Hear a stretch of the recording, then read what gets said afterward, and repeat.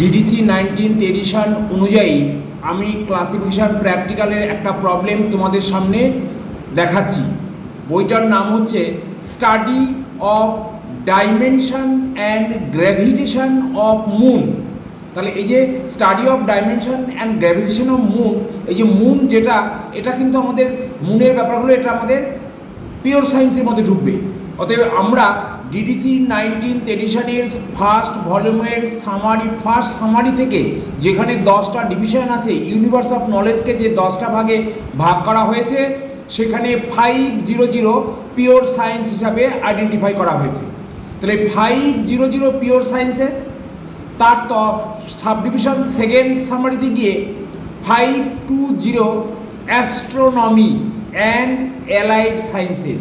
এই যে astronomy and allied sciences, তাহলে আমরা কিন্তু আমাদের এই মুনের দিকে একটা স্টেপ এগিয়ে গেলাম। এইবার দেখো পরের সামারি অর্থাৎ থার্ড সামারিতে 523 এটা আছে ডেসক্রিপটিভ অ্যাস্ট্রোনমি। ডেসক্রিপটিভ অ্যাস্ট্রোনমি, তাহলে এইবারে ডেসক্রিপটিভ অ্যাস্ট্রোনমি হলো, তাহলে এইখান থেকে আমরা আর কোনো নাম্বার পাবো না। এর সাব ডিভিশন মুন অথবা তার গ্র্যাভিটেশন, এর সাব ডিভিশনে গিয়ে দেখতে হবে। তাহলে আমরা প্রথমে এবার ভলিউম 2 শিডিউল, যেখান থেকে আমরা মেন ক্লাসের নাম্বারটা পাবো সেইখানে যাব। সেইখানে গিয়ে আমরা প্রথমে 523 এই নাম্বারটা বের করব। তারপরে সেইখানে গিয়ে তার সাব ডিভিশন আমরা দেখব মুন কোথায় আছে, এবং মুনের পরে তার গ্র্যাভিটেশন করার জন্য কোনো ব্যবস্থা ওখানে দেয়া আছে কিনা বা নির্দেশ দেয়া আছে কিনা, আমরা সেইখানটা যাবো। তাহলে তোমাদের আমি ডিডিসির সেকেন্ড ভলিউম থেকে মুন কোথায় আছে সেটা দেখাবার চেষ্টা করছি।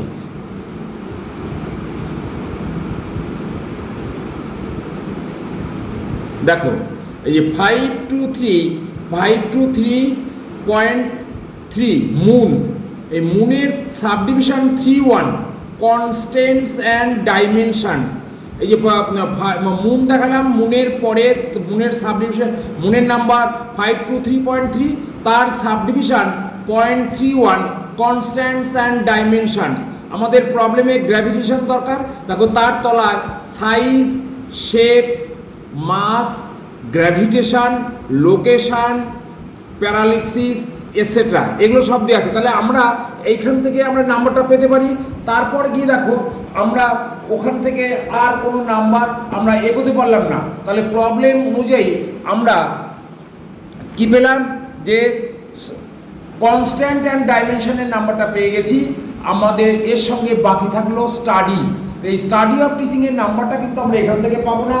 আমরা ভলিউম 1 যেখানে টেবিলগুলো দেওয়া আছে স্ট্যান্ডার্ড সাবডিভিশন, সেই টেবিলের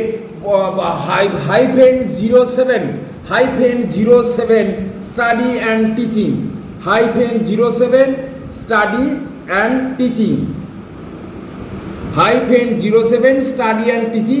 আমরা table 1 standard subdivision, table 1 standard subdivision -07 study and teaching, এই নাম্বারটা আমরা যোগ করব।